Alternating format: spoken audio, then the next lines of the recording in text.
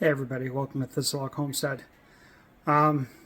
Posted a few pictures on Instagram yesterday in regards to what some of my mead look like, where we're at. What I did discover is at least one of the meads need to be thrown out. It's called oxidation. You should never leave a ton of headspace, otherwise the oxygen in the air will ruin your mead. And this was my FDA, the fig date and ancho pepper. And I ended up dumping 2 gallons, and it hurt my heart. So, needless to say, today's a bottling day to try to prevent that from happening to anything else that we're doing. So, we're bottling the port, we're bottling the 21 Thistlehawk, we're bottling the raspberry chocolate mead for my daughter's and her fiance's wedding. So, I'm going to turn it around. We're going to talk about what. All right. So, first things first, bottle caps. I don't use cork in my bottles. I tend to just use bottle caps. For me, it's easier. So you can buy these anywhere, whether it's a brew shop or Amazon or wherever. Rubber inside, crimps on the outside. Got to make sure of whichever bottles you use. I tend to repurpose bottles, and I'll show you those in a minute. This is my capper. I've had it for many, many years. I'm sure there are much more recent models out there and available, but literally I've had this for, I would say, a good almost 30 years. So then we go over here real quick. These are the bottles. Now, real simply, they were clean to begin with, so I washed them real good, and then upside down to let them drain. The hose on the top is for my siphon. That's been washed as well. So that way everything's ready to go. Okay, you don't want to get in the middle of bottling and go, crap, I need this or I need that.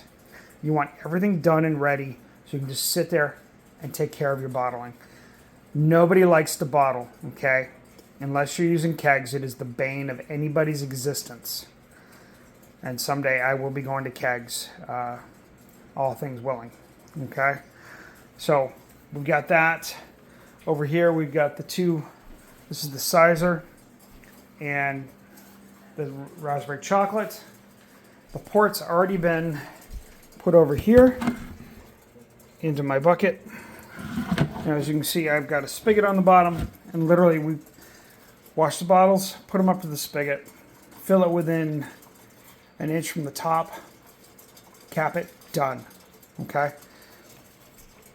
Over here, spinning your caps, you have to boil your caps for 2 reasons.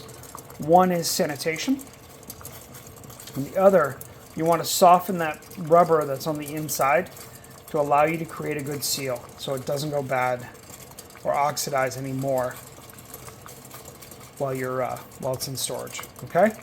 So the purple is going to be for the port.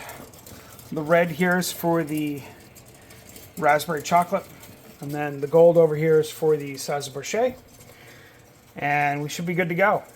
Now later today, I anticipate giving pictures on Instagram and maybe even on video of sampling the 3 barrels upstairs that I hadn't done yesterday. And that being the 2023 port Thistlehawk, the Beltane Eve grape, and the 2022 Cherry Boucher. Okay, so I anticipate giving those taste tests and checking on them and posting pictures at least to go with everything else. Okay, so thanks for coming aboard, and we'll talk to y'all later. Best of luck to you. Be safe, guys. We'll see you. Thanks for tuning in to Thistlehawk Homestead.